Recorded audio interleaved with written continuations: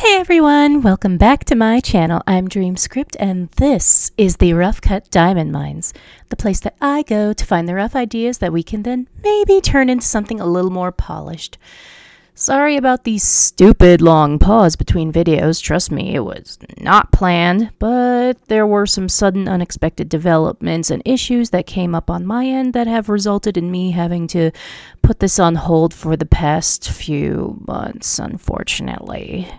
But hey, we're finally back and I'm no longer working on a potato! And just in time, too. This is the final prompt of the Cursed Relics Art Challenge 2020 list. Whew, man, this has been a long road getting to this point, and honestly, it's been a fun experience, and I'm glad for everyone who decided to join me on this journey. I know that I'm pretty new to uploading videos, but hopefully this has been an interesting time for all of you. I'll be honest, when I started this prompt list, I didn't know what was going to come from it, but it has definitely been a good learning experience, and I'm glad that I recorded the process for you all to see how I go about it. But enough of this for now, we still have one more prompt to do, so let's get to it. So, our final prompt is a pair of scissors. And considering we're making a cursed pair of scissors, it's already giving me some kind of cutting cords type energy. Cutting cords is a term sometimes used in ritual casting of spells, especially for one where you want to let go of emotions that attach you to another person, or similarly cut their emotional ties to you if it's a really obsessive and unhealthy situation. Or at least that's how I know the term outside of sewing projects. I don't know a whole lot of stories that involved cursed scissors, though there's plenty of stories of curses that involve scissors, but that's usually just as weapons of choice to seemingly harmless plot twist villains. Scissors tend to be a handy commonplace items that are sharp and basically just two knives joined together. And while I can 100% respect the hiding in plain sight red flag tactics of such things, that's not what we're doing here. I'm supposed to be making a cursed set of scissors here. And the other annoying thing is that of the stickers I originally picked for this challenge at the beginning, this is the only one left for this prompt. I've mentioned in past videos that some of the stickers were paired with certain prompts from day one, while the rest were plucked up after getting my themes and curse severity.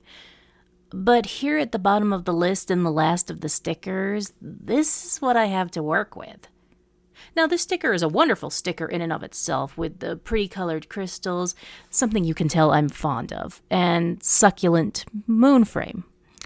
All obvious reasons that I had picked it to begin with, but now I have to turn these design elements into a pair of cursed scissors that are potentially deadly depending on what the wheel gives me. Oh, right, I should probably get that, shouldn't I? Yeah, let's go do that now then. Spin the wheel! What? Deadly slow? A pair of scissors that kills you slowly. And I have a crystal plant theme I need to work with? I've already made 2 other cursed items that infest people with plant-like features. I can't do that a third time in a 15-count prompt challenge list. I know the rule of 3 thing, but this is ridiculous. And one of those was already deadly slow. Like, if it was a different severity, I might not have as many issues. Oh no, this is another Jade situation. Ugh. Okay, breathe. Let's figure this out. I can do this. So there are ways to make this more interesting without having to disregard the elements that I've left for myself here. I can't just go and pick the obvious ideas. So not a pair of scissors that if they cut you will turn you into a plant crystal situation. Probably not a pair of scissors that can use plants to cut people down either. The annoying thing about this is that a pair of deadly slow scissors wouldn't have been so difficult on their own. It has some cutting ties of fate energy, like taking control of your own destiny going seriously wrong and, Wait. This is actually going to sound completely random and off the wall, but how many of you guys have heard of this story called The Omen? Yes, I'm talking about that one about the so-called son of the devil character Damien. There's an element in that story that suddenly gave me an idea. See, one of the main elements of the story is that everyone and anyone who is seen as a threat or obstacle of any kind, to any degree, to the young Damien is gruesomely dealt with. And those people are marked in some way that is only visible in photographs, as the pictures show a fleeting hint of the doom that will befall them. Usually in dark shadows of things falling towards them or slashes across the victim's body. And while the deaths themselves are not necessarily slow, they do take time to take effect from the time of being marked. So it kinda counts, right? I'ma count it. Now, I know this all sounds more unhinged than my usual leaps of logic, but I promise that I'm going somewhere with this. But let's get to the actual making of this last cursed artifact, and I'll explain myself. To the refinery.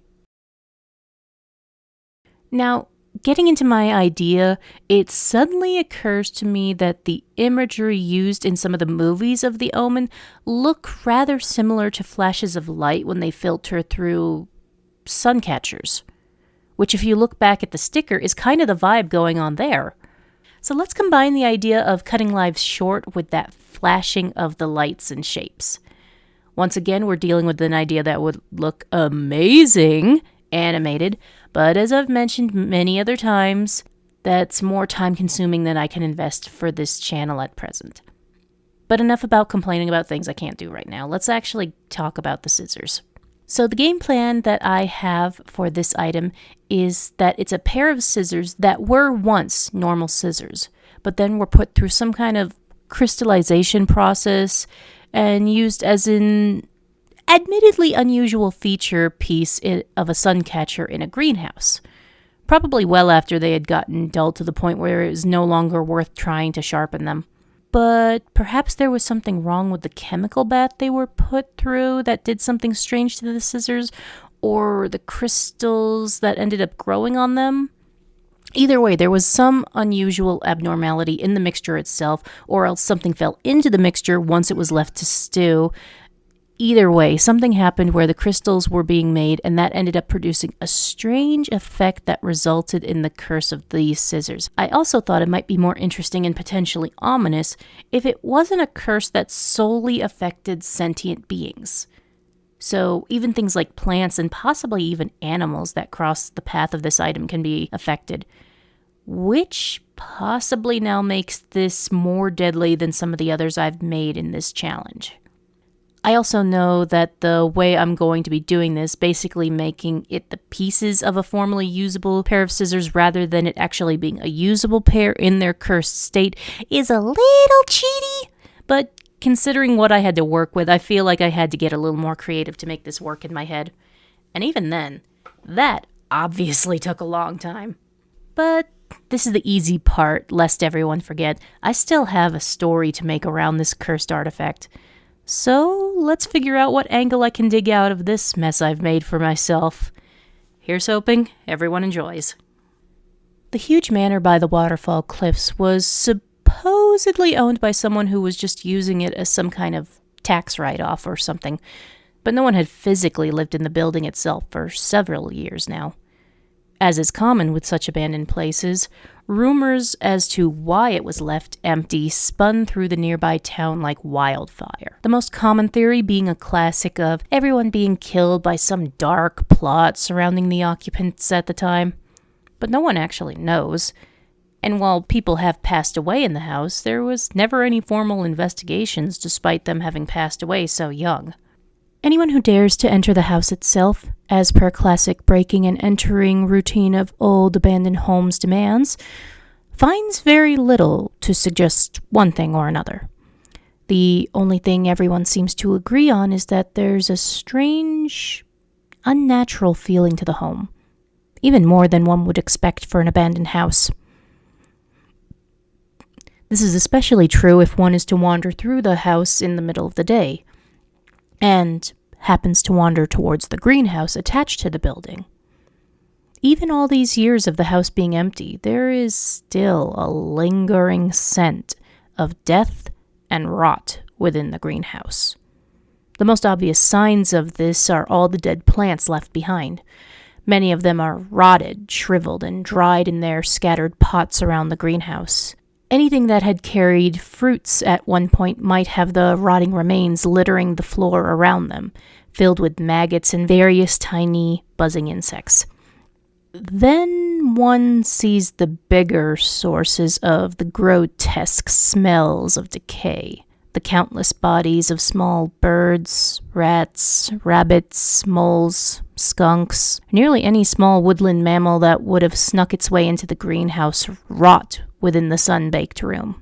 Most of them are gathered towards the middle of the greenhouse, almost in a strange circle throughout the room. Whether that was where they had originally dropped dead or they were dragged into that configuration by another force later isn't known to anyone who sees the room.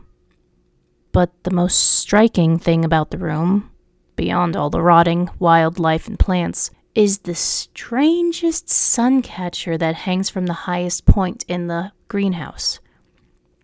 A crystallized set of scissor blades within a metal hoop and several other crystals hanging from the same hoop at various lengths. The crystallization of the blades are a striking shade of green that feels ominous somehow.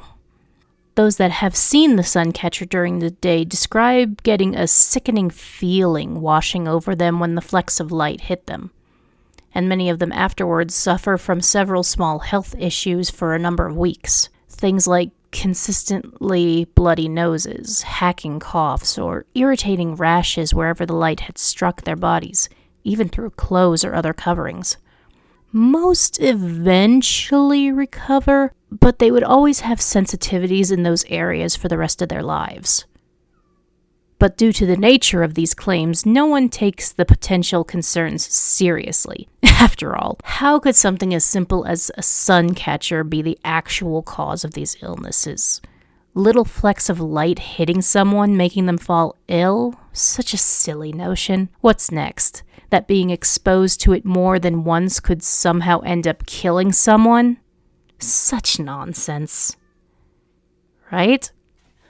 All right, that is it. That is all of them. 15 different cursed artifacts from across 15 videos, each one a different flavor of horror. I hope that some of these gave you some interesting plot ideas for your own stories, or if you think I completely screwed up the spirit of this challenge, by all means, feel free to make your own interpretations of these prompts. It's a prompt challenge after all. Have fun with them.